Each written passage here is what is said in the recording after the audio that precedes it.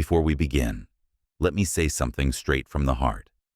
Happy birthday to you, born on October 27th, a date that hums like a low, steady drum beneath the noise of the world. Maybe the candles flicker, maybe the room is quiet, maybe you're between chores or standing at a window while the sky washes itself in the colors of evening. Wherever you are, this moment is yours. You arrived on a day shared by people who lifted history with their bare hands and their brave voices. And that means you carry a fellowship, whether you feel it or not. This day has a pulse. It beats in mountain air and factory halls, in concert stages and presidential speeches, in laughter that cuts through gloom. It beats in you. So hear this. Happy birthday. Not the casual wish tossed over a shoulder, but a blessing spoken slowly, like someone lighting one candle and then another and another, until the room looks larger than it did a moment ago. May this new year be kind to your courage. May it reward your patience. May it lead you to the work that fits your hands and sets your heart to glowing, the kind that keeps on giving long after you've put your tools away for the night. Before we go any further, let me speak to the person behind the screen, the one with hopes that don't always fit neatly into sentences. You don't owe anyone a grand gesture tonight. You don't have to fix everything or finish the whole climb. All you need is a little courage and a clean decision to keep going. The world can be a chorus of noise. On your day, let silence be friendly. Breathe, unclench your shoulders, and remember that your story came with a quiet, ancient agreement. You will meet yourself again and again, and you will keep choosing the next right step. You are allowed to start small. You are allowed to begin again. You are allowed to write the next page in a steady hand that's learned from every smudge on the last one. Here's a small promise to tuck into your pocket as the year opens like a long coastline before you. You are not starting from nothing. The tides that shaped legends also move beneath your feet. When they doubted, they kept going. When they were hurt, they healed and returned to the work. Their victories were stitched from 1,000 small choices, the ones you're making now. So let this date become a compass instead of a calendar. Stand where you are, look up and remember. Greatness rarely announces itself.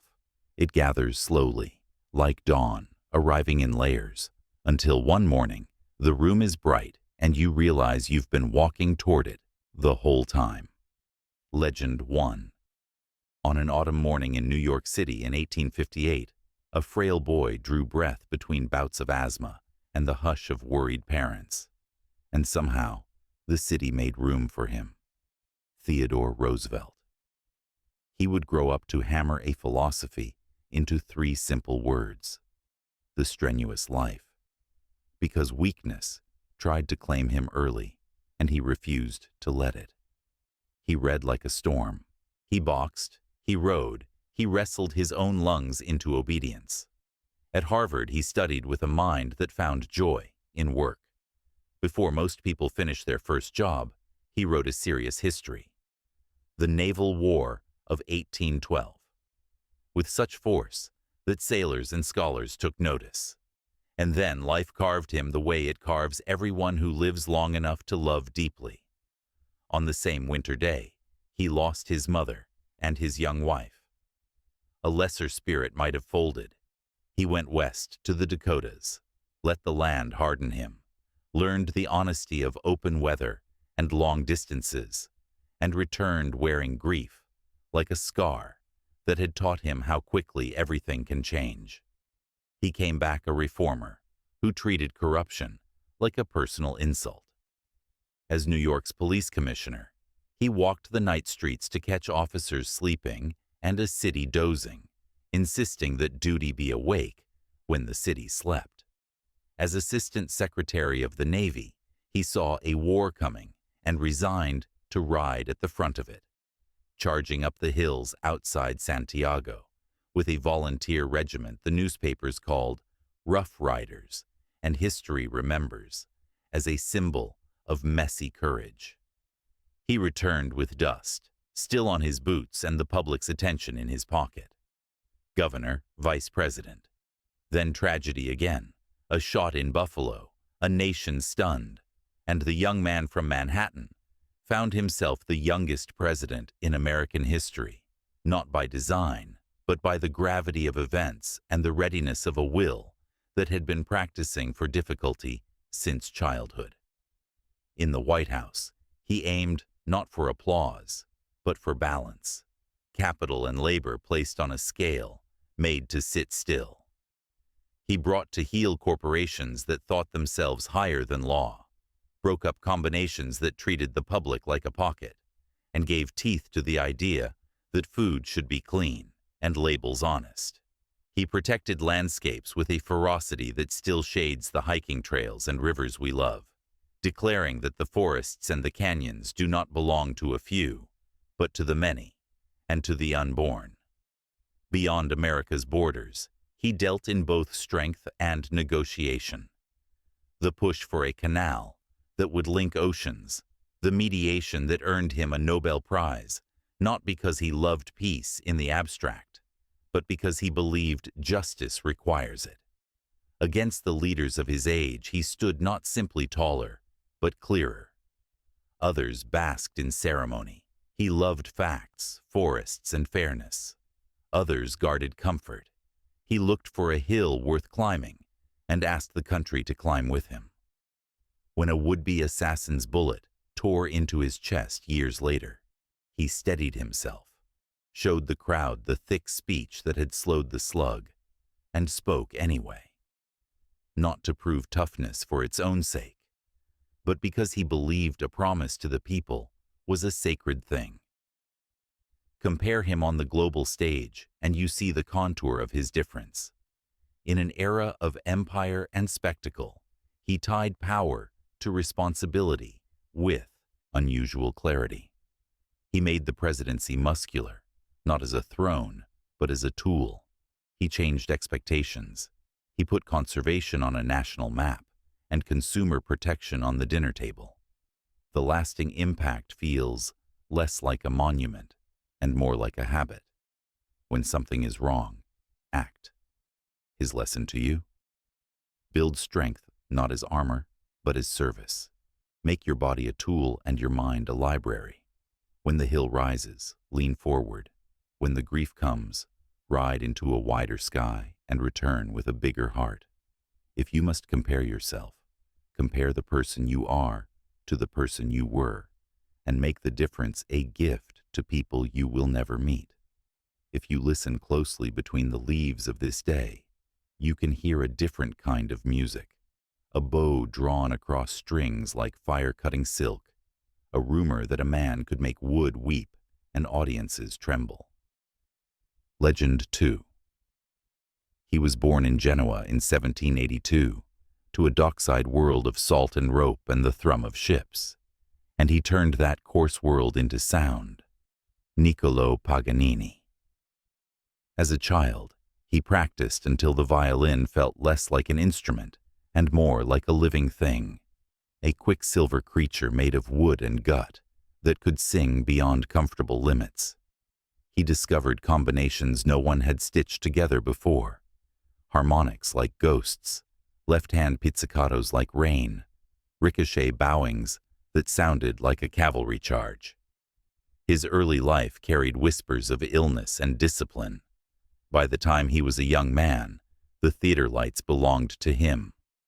On stage, he looked like an apparition, tall, gaunt, hair like a storm, eyes that seemed to be listening to a music the rest of us could only chase. He would step into the light, lift the Il Canone, a Guarneri del Gesù violin so powerful it earned a name, and the room would change temperature. Notes leapt like sparks, and then sank into melancholies older than a city wall. People fainted. Critics grasped at metaphors and reached for the supernatural, because the natural world didn't feel large enough to explain what they were hearing. Rumors gathered that he had made a bargain with darkness. The truth was simpler and harder. He had practiced himself into the far country, where technique becomes sorcery and sound becomes story. He wrote caprices that felt like mountain ascents, each one a test, and then performed them as if gravity had been repealed for a few minutes. He toured with comet-like velocity, and everywhere he went, composers took notes and courage.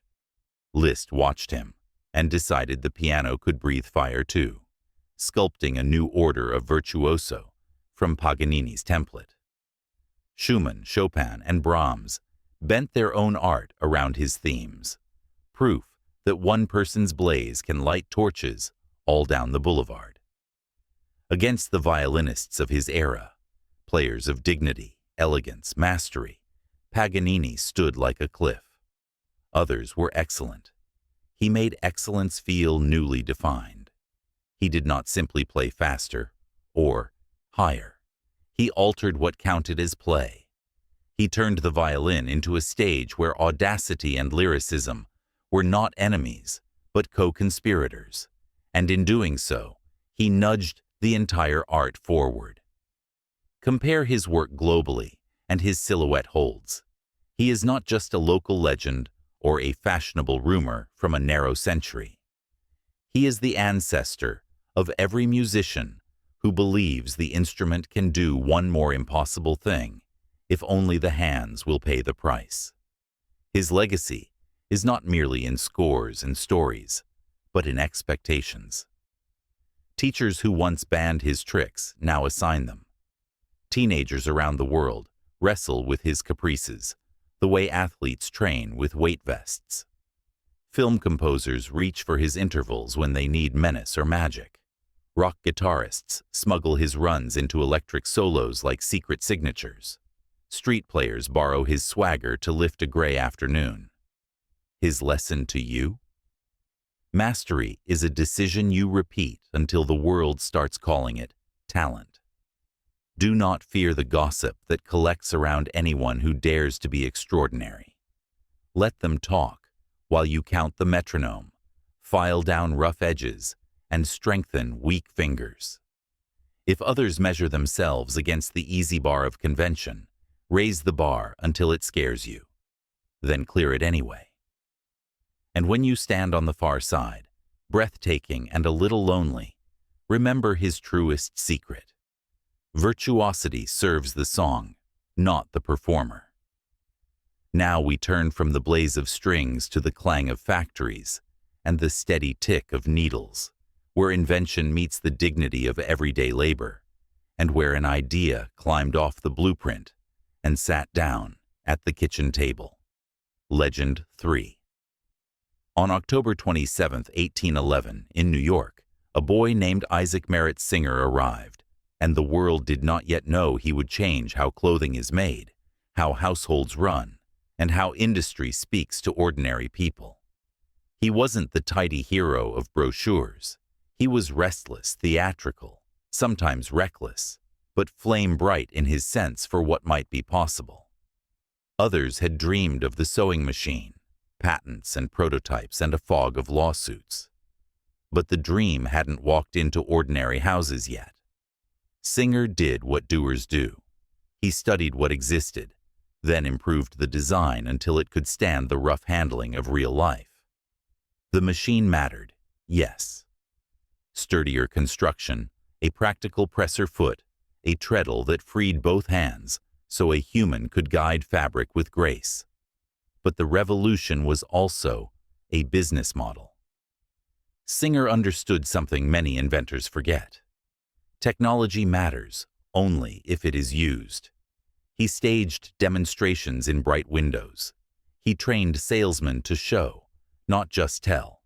And he pioneered installments so a family could buy power a slice at a time. He painted his name on storefronts until the brand traveled like a story.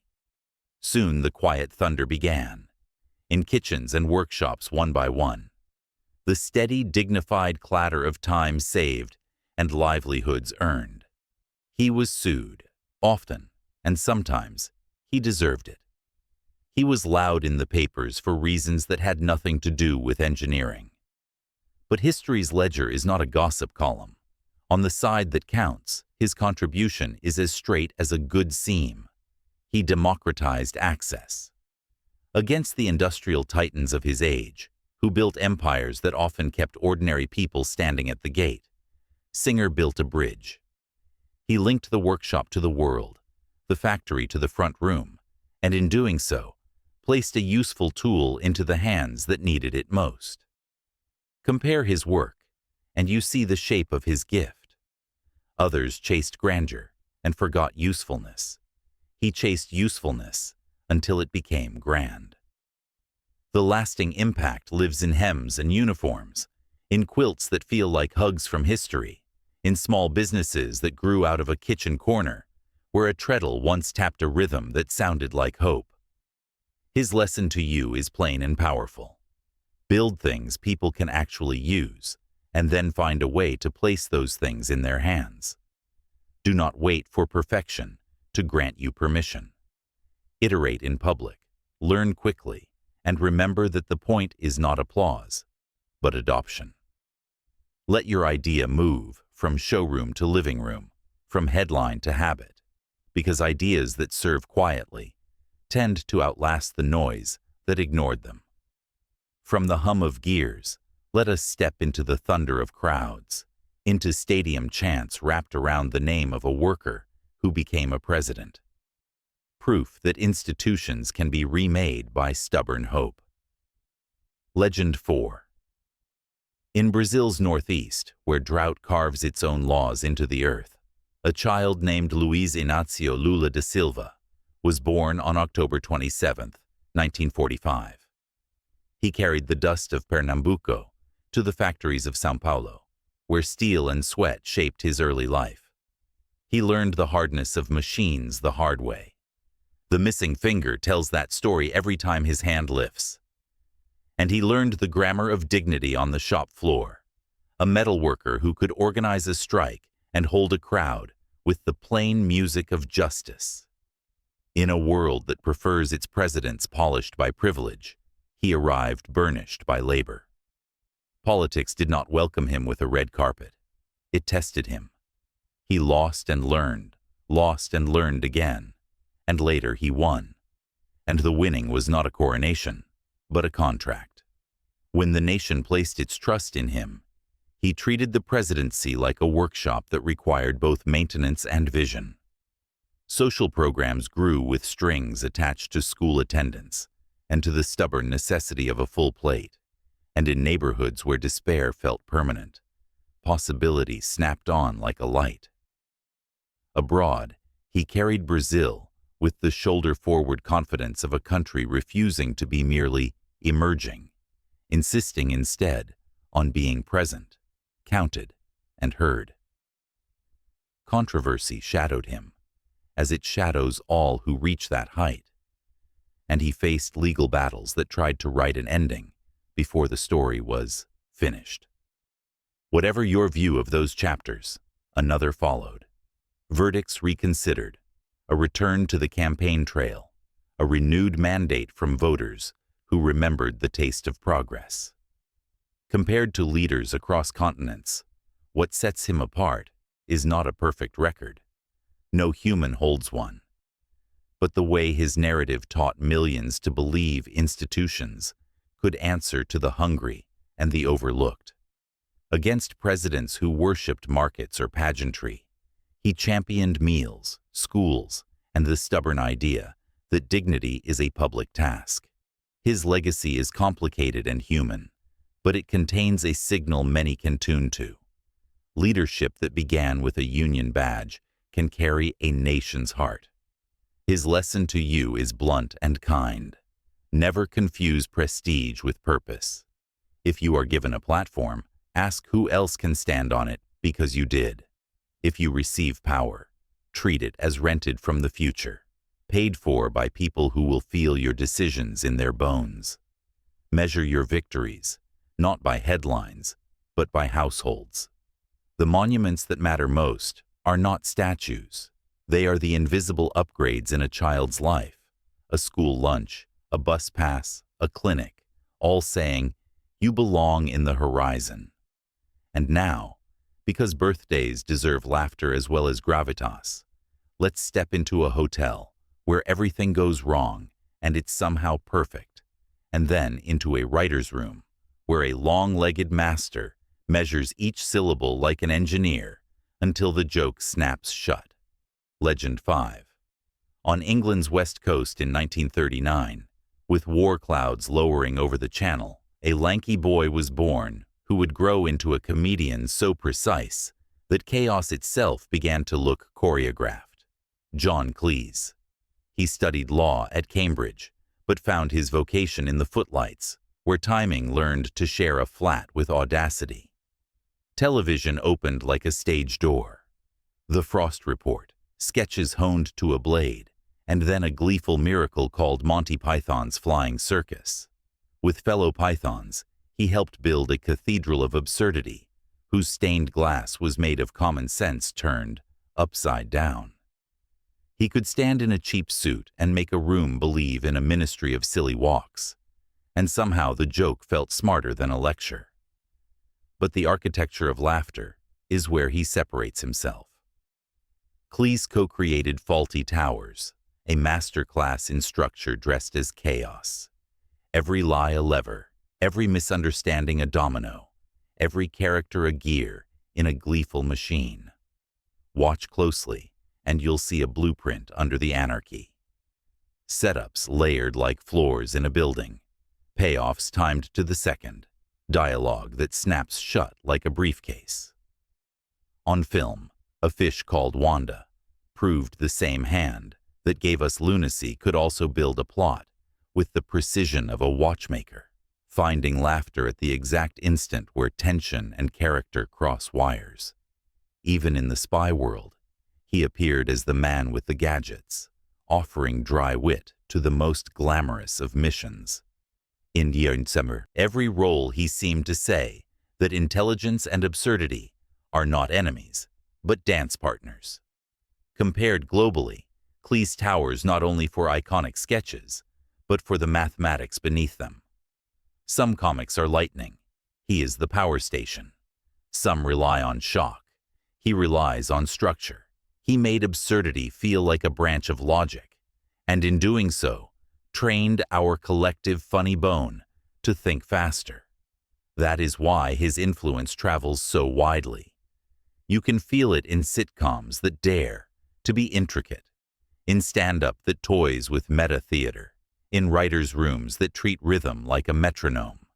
His moral is cheerful and demanding. Take play seriously. Treat laughter like a craft that deserves respect. If your work is creative, don't wait for chaos to deliver. Design the chaos. Draft, redraft, and forgive yourself for the hours when the joke won't land or the idea won't sing. Keep chiseling. Then let the audience feel the effort only as ease. And so, we circle back to you, standing at the threshold of another year, like someone about to open a door into bright weather. You share a birthday with a trustbuster who loved mountains, a violinist who turned rumor into repertoire, an inventor who taught machines to serve the kitchen and the factory, a worker who rose to lead a country, and a comedian who made the world smarter by making it laugh. But the real headline is you. This date does not confer destiny. It offers companionship and a promise. If people like these could begin as quietly as they did, in sick rooms and dockyards, in workshops and student theaters and factory floors, then your beginning is more than enough. Let their courage draft behind yours. So here is your benediction and your dare. Be strenuous in kindness, virtuoso in effort, practical in your dreaming, stubborn in your compassion, and mischievous in your joy. Somewhere tonight, someone needs the thing you are just beginning to make. Go on. Light the small lantern in your palm. Step into your year with the easy royalty of someone who knows they share a birthday with legends and intends to become one. And And if this voice has kept you good company, subscribe so we can meet again. And tell me your birthday in the comments so we can celebrate you. And the next legend born on your day in our very next story.